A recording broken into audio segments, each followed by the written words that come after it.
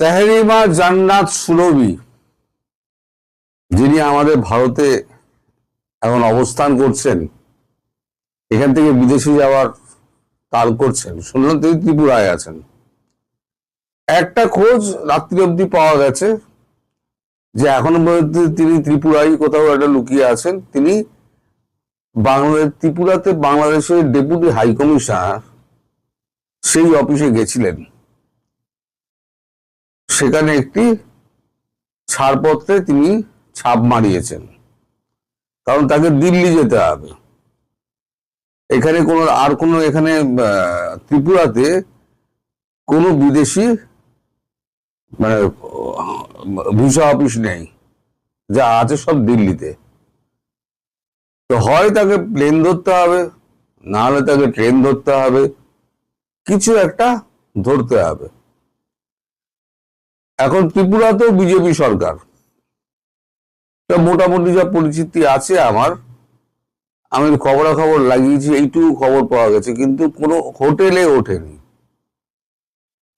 কারণ আপনাদের বাংলাদেশে এর ভারতে আসা নিয়ে এত হইচই হয়েছে যে সে বুঝে গেছে যে একটা খোঁজ খবর হলেও হতে পারে। সে খুব বুদ্ধিমতী আমার মনে হয়। সে করেছে গিয়ে কোনো হোটেলে না গিয়ে সে কোনো ব্যক্তিগত কোনো বাসা বাড়িতে বা কোনো আত্মীয়ের বাড়িতে বা কোনো স্লিপার সেলের বাড়িতে সে হয়তো লুকিয়ে আছে। এবং তিনি যে ডেপুটি হাই কমিশনে গেছিলেন আজকে সন্ধ্যেবেলা মানে এই 5:30 6টা নাগাদ, 5:45 নাগাদ উনি গেছিলেন, এই খবরটা পাওয়া গেছে। কারণ আমি খবরটা পেয়েছি দিল্লিতে। কাল রাত্রে আমাকে দিয়েছিল একজন, কিন্তু আমি হোয়াটসঅ্যাপ খুলে দেখিনি। আমি যখন দেখেছি তখন বিকেল হয়ে গেছে। তারপরে তো আমি খোঁজ খবর লাগিয়েছি, করতে করতে যতটুকু সময় এইটুকু পাওয়া গেছে। তো এখন ত্রিপুরা থেকে বেরোতে গেলেও তার সমস্যা, গাড়ি ভাড়া করে একমাত্র যদি বেরোয় তাহলে পরে বেরোতে পারবে। মানে ওখান থেকে ত্রিপুরা থেকে আসাম, হয় আসাম থেকে ট্রেন ধরতে হয় আসামের গুয়াহাটি থেকে, অথবা ত্রিপুরা থেকে ট্রেন ধরতে হবে। কারণ মিজোরাম ওই অঞ্চলে কোনো এয়ার স্ট্রিপ নেই, সবাইকেই ওই ত্রিপুরা এসে করতে হয়। তো চেষ্টা করা হচ্ছে যে যাতে ত্রিপুরাতেই তাকে আটকে দেওয়া যায়। যদি কোনো কারণে স্লিপ করে ত্রিপুরা থেকে বেরিয়ে যায়, প্রাইভেট কার ফারে করে যদি বেরিয়ে যায়, এমনি একটু যাওয়া যায়। গাড়ি ভাড়া করলেন, আপনি সোজা গেলেন দিল্লি। পয়সার তো তাদের অভাব নেই। তারা যে পয়সা কামিয়েছে এই সমস্ত এনসিপি করে, এত পয়সার অভাব নেই। এখানে 12,000 15,000 যদি গাড়ি ভাড়া লাগে, 20,000 গাড়ি ভাড়া লাগে, সেফ চলে যাবে, কেউ তাকে ধরতে পারবে না। সেটাও হতে পারে। তবে দিল্লিতে গিয়ে যদি কোনো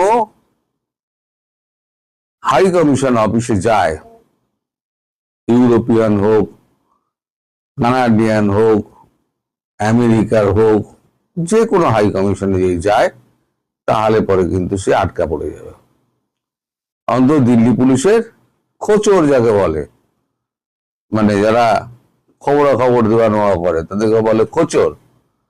এই খোঁচরের হাতে পড়ে তার কিন্তু অবস্থা খারাপ হবে, মেয়েদের মতো হবে। এখন আমি বলেছিলাম আমি খবরাখবর নিয়ে আমি কালকে দুপুরবেলা জানাবো, কিন্তু খবরটা যখন আমি এখন পেয়ে গেলাম, আমি তো এই খবরটা পড়তেই বসে গেলাম। আপনারা একটুখানি খেয়াল রাখুন, এই খবরটা দিকে দিকে ছড়িয়ে দিন, যাতে তারাও তাদের বন্ধু বান্ধব মারফত এই ভারতবর্ষের বিভিন্ন জায়গায় তারাও যাতে এই খবরটা মানে শেয়ার করে দিতে পারেন। এর ছবি তো আমি লাগাতে পারবো না, কারণ ইউটিউবে কোনো মহিলার ছবি দেখিয়ে কিছু বলা যায় না। আমি থাম্বনেলে ওই জন্য ছবি আমি লাগিয়ে দিয়েছি, মানে যে আমার থাম্বনেল লাগিয়ে দিয়ে করে দিয়েছে সে ওখানে ছবিটা লাগিয়ে দিয়েছে। তো তাকে বলে দেবেন যে থাম্বনেলের ওই ছবিটা, অথবা আপনারা নিজেরা পাঠিয়ে দেবেন, আপনারা সব পরিচিত লোকজন আছে। মাহাদিকে যখন ধরা গেছে, এগেও তখন ধরা যাবে। একটু সময় মতো যদি আমি হোয়াটসঅ্যাপটা দেখতাম তাহলে এতটা দেরি হতো না। এটা আমারও ভুল আছে, কারণ নানান কাজে আমি ব্যস্ত থাকি, নিউজ ফিউজের জন্য হোয়াটসঅ্যাপে যাওয়া হয় না। আর কেউ একটা হোয়াটসঅ্যাপ করলো, তারপরে তো আরো 50টা যদি হোয়াটসঅ্যাপ এসে যায়, সে মানে যে প্রথম পাঠিয়েছে রাত্রিবেলাতে তারটা দেখলাম একেবারে নিচের দিকে চলে গেছে, যা হয় আর কি। আমি ঘুরতে ঘুরতে নিচের দিকে আর যাওয়া হয় না। তো এই যে এখন এরা দিল্লি না ঢাকা, দিল্লি না ঢাকা, ঢাকা ঢাকা দিল্লি দিল্লি করে বেড়াতো, ভারতের নামে এত কুৎসা করতো, তাহলে এখন ভারতের দরজায় কেন? তোমরা তো পাকিস্তান যেতে পারতে, ডিরেক্ট ফ্লাইট রয়েছে, পাকিস্তান চলে যাও, একদম সেফ। ভারত এখন কিন্তু একদম সেফ নয় ভাই। এই যারা যারা আসার প্ল্যান করছেন না, ভারত একদম সেফ নয়। আর আমার কানে যদি আসে আর আমি যদি ঠিকঠাক খবরাখবর পাই, তাহলে করে কিন্তু আপনাদের মুক্তি নেই। মেহেদির মতো কিন্তু আপনাদেরও হাতে হাত করা পরিয়ে দেশে পাঠিয়ে দেওয়া হবে। আপনার কি হবে আমি জানি না, এখনো পর্যন্ত আমি তো কোনো খবর পাইনি, তবে পেয়ে যাব, এটা নিশ্চিত পেয়ে যাব। বেশ কয়েকজন আমার প্রশ্ন করেছেন যে এরা ভিসা পায় কি করে। ভিসা অফিসে আমাদের কিন্তু স্কেলিটন স্টাফ আছে ভারতীয়, আর সমস্ত হচ্ছে আপনাদের বাংলাদেশি স্টাফ ওখানে যারা কাজ করে। আর এখানে এই বাংলাদেশি স্টাফগুলো এত বদমাইশ এরা, আপনার বারবার কতবার বলবো আমি, বারবার আমি একে বিদেশ সচিব বিক্রম মিশ্রকে বলবো, বারবার উনি প্রণয় বার্মাকে বলবেন, এ তো হয় না। বিএসসিপিতে যাক, তখন ডিরেক্ট কথাবার্তা হবে, তখন দেখা যাবে ওখানে, তখন অবস্থা হয়তো কিছুটা পাল্টাতে পারে। তো এরা করে কি, ওই স্লট ব্যাচে আপনারা যখন সত্যিকারের যাদের আপনাদের অসুস্থ হয়ে আছেন, তারা আপনারা স্লট পাচ্ছেন না, কারণ এরা যাদের টাকা আছে তারা 50,000 1 লাখ দিয়ে দিচ্ছে, তাদেরটা করিয়ে দিচ্ছে, এইভাবেই এরা পেয়ে যায়। আর গরিব মানুষ যার টাকা নেই সে পারে না, যার জন্য আপনারা পারেননি। কিন্তু যার কিডনি ট্রান্সপ্লান্ট হবে তিনি পেয়ে গেছেন,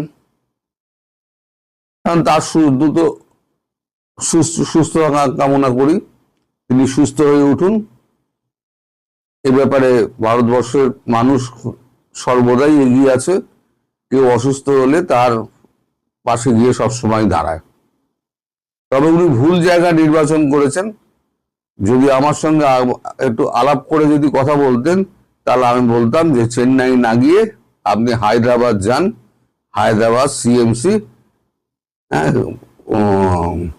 ক্রিশ্চিয়ান মেডিকেল কলেজ সিএমসিতে যোগাযোগ করুন।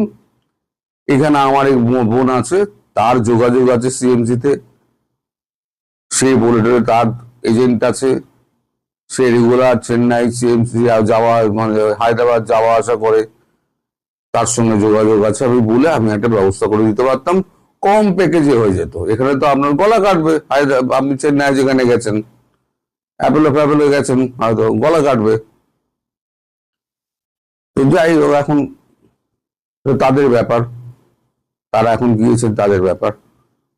আমার যেটা বক্তব্য হলো, ওর ব্যাপার ছাড়ুন। এই যে সুরভি নাকি ম্যাডাম, যার ছবি আমি দিতে পারলাম না বললে আমার ভীষণ দুঃখ হচ্ছে, কিন্তু দেওয়া যাবে না, দিলে বলে আমি একটা স্ট্রাইক খাবো, তাই আমি দিতে পারলাম না। একে তুলিয়ে দেওয়ার দায়িত্ব আমার, যদি খবরাখবর ঠিক সময় মতো পাই, আর পুলিশ যদি অনেস্টলি খাটে।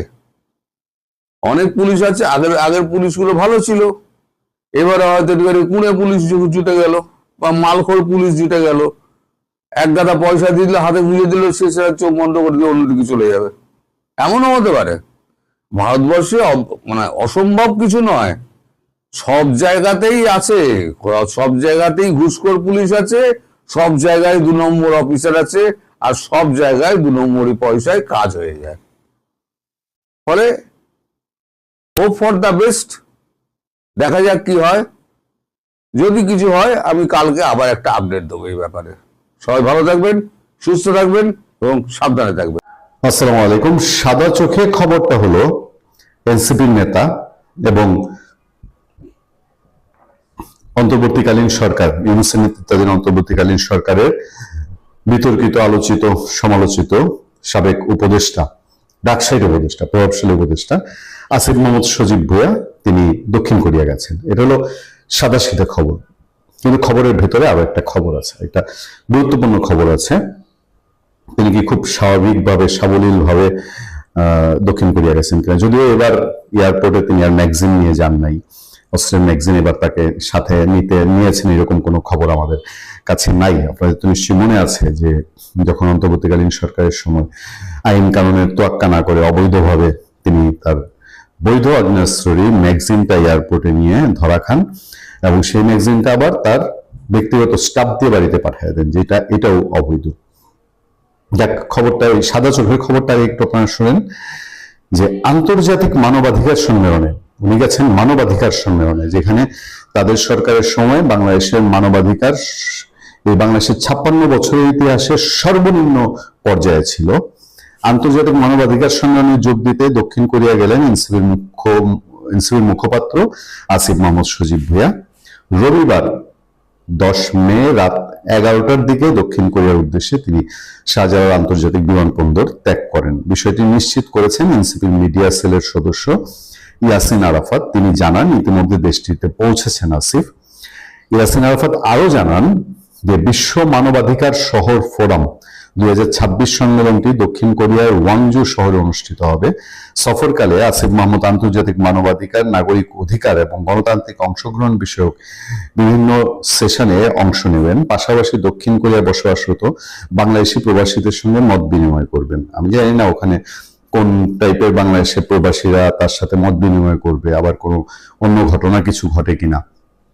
এছাড়া এনসিপি ডায়ামপুরা অ্যালায়েন্সের দক্ষিণ কোরিয়া চ্যাপ্টারের উদ্যোগে আয়োজিত একাধিক সাংগঠনিক সভা, প্রতিনিধি বৈঠক এবং কমিউনিটি সংযোগমূলক কার্যক্রমে তিনি অংশ নেবেন। সফর শেষে আগামী 19 মে রাতে তার দেশে ফেরার কথা রয়েছে। খবরের ভেতরে খবরটাই যাচ্ছি, আরো একটা প্রশ্ন তুলি।